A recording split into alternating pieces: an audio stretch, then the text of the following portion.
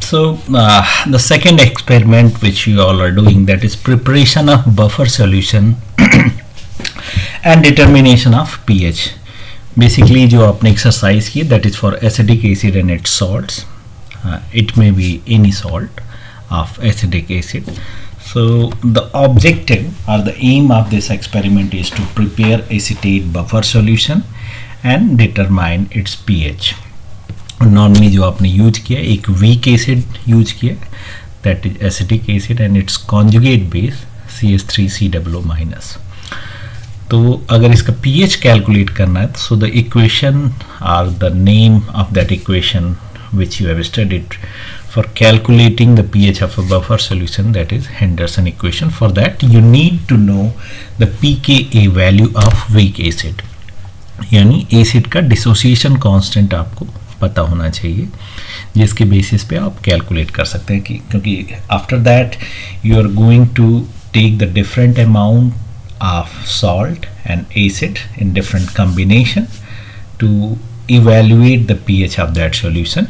सो आप जो equation use करेंगे that is Henderson equation. These are the materials and apparatus required for your system. Of course if you are calculating pH you need to get a pH. कभी कभार अगर pH meter available नहीं होता है तो simplified manner में हम pH strip से भी कराते हैं, which is based on a variation of 0.1, but of course the appropriate method to calculate the pH is through pH meter. So first of all what you are going to do, so you are taking the preparation in two part. First part में आप 0.1 normally हम जो लेते हैं 0.1 molar acetic acid solution लेते हैं, इसको prepare किया जाता है राउंड बॉटम फ्लास्क में ही करते हैं. जो राउंड बॉटम आपकी वॉल्यूमेट्रिक फ्लास्क होती है उसमें हम करते हैं. एंड सिमिलर वे में सेम कंसंट्रेशन पे सोडियम एसिटेट का भी स्टॉक सॉल्यूशन वॉल्यूमेट्रिक फ्लास्क में प्रिपेयर किया जाता है. After that you are preparing the buffer.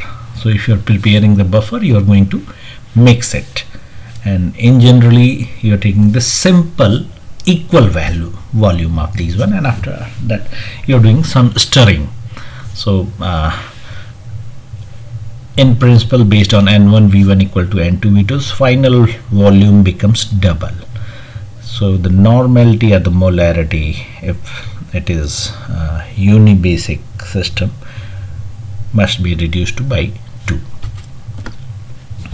अब आपने मिक्स कर लिया है बफर को, तो you are going to calculate the pH meter, I mean the pH through pH meter.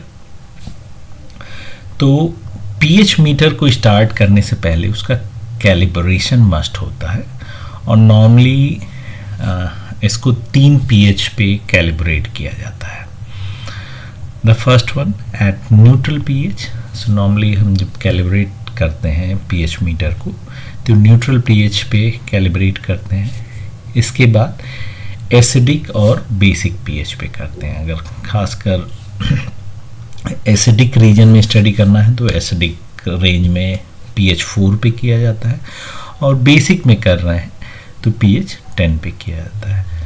तो कैलिब्रेट करने का मतलब नॉर्मली उन पीएच पे हम चेक करते हैं कि 7 पीएच पे क्या इसकी वैल्यू 7 आ रही है या नहीं आ रही, 4 पे आ रही है या नहीं आ रही, और 10 पे आ रही है.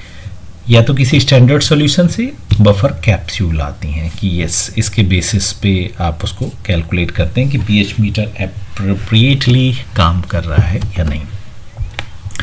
अब once pH meter is calibrated, now we're going to calculate the pH measurement of the buffer solution जो आपने 50-50 ml या 20-20 ml मिक्स करके इक्वल वॉल्यूम मिक्स करके बनाया था.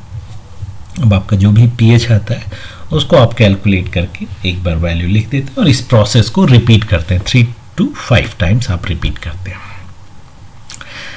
अब नॉर्मली बफर की क्वालिटी क्या होती है कि buffer solutions are those solution in which if you are adding some acid or basic solution इसका pH चेंज नहीं होना चाहिए, I mean significant चेंज नहीं आना चाहिए. तो अगर आपने बफर सॉल्यूशन बनाया and you are claiming that you have prepared a good buffer solution, तो आपको acid challenge और base challenge भी देना होता है. Acid challenge means if you are adding a small amount of acid, how much pH is changing, Similarly, the base challenge is if you are adding a small amount of base, how much it is changing. For example, यहाँ जो picture है, the initial pH of the buffer is 4.75 and once I am mixing 0.1 m HCl, it is going to be 4.68 and similarly in the base case it is 4.82. तो ये आपका deviation show करता है, जैसे acidic range में it was 0.07 and base reason में भी ये होता है. इस चैलेंज को हम ग्राफ के थ्रू भी देखने की कोशिश करते हैं. सो एक ग्राफ प्लॉट किया जा सकता है, pH versus volume of acid and base added. मतलब अगर हम एसिड या बेस के अमाउंट को ऐड कर रहे हैं तो पीएच में कितना चेंज बेसिकली आता है. नॉर्मली ये चेंज 0.5 0.7 से ऊपर नहीं जाना चाहिए. तो this is one of the table जिसको बेसिकली हेंडरसन इक्वेशन की बेसिस पे कैलकुलेट किया जाता है कि प्योर एसिडिक एसिड का पीएच क्या है, प्योर सोडियम एसिटेट का पीएच क्या है, and once both have been added और बफर सॉल्यूशन बनाया गया 1:1 के रेशियो में, देन पीएच क्या है, HCl ऐड किया, then what is the pH, NaOH add किया.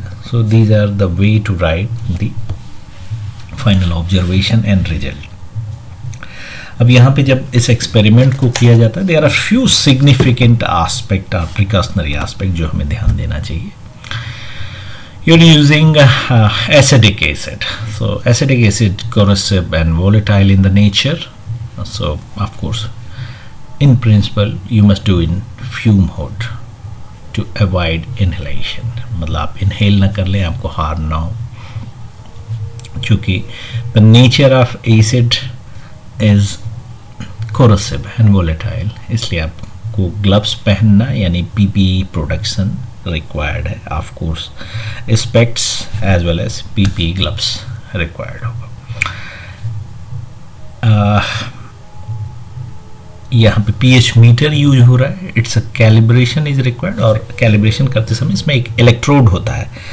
सो you have to range electrode properly, और after the experiment you have to range in distilled water, neutral water, and then you will put it in proper buffer solution जिससे कि properly आपका electrode काम करे.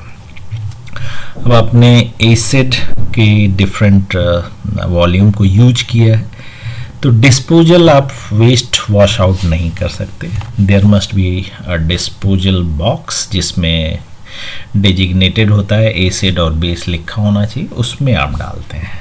सो if anyone ask that what is the way to dispose the acid और base used, so acid और base के 2 container होने चाहिए, और एसिड में आप एसिड वेस्ट डालेंगे और बेस में आप वेस्ट डालेंगे. And ultimately after removing the hand gloves, hand wash with some soaps and water is must, because there may be some chemicals or hazardous chemical जो थोड़े बहुत आपकी स्किन पे हो.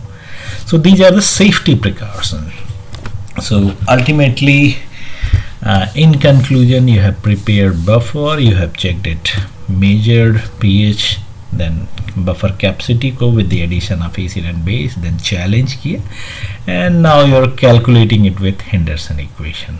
So this is one of the way. अगर आपको दूसरा दिया जाएगा तो आपको उसको भी इसी तरीके से, चाहे एसिड बफर आपको बनाना हो या दूसरा, सभी एक्सपेरिमेंट को आप इसी तरह से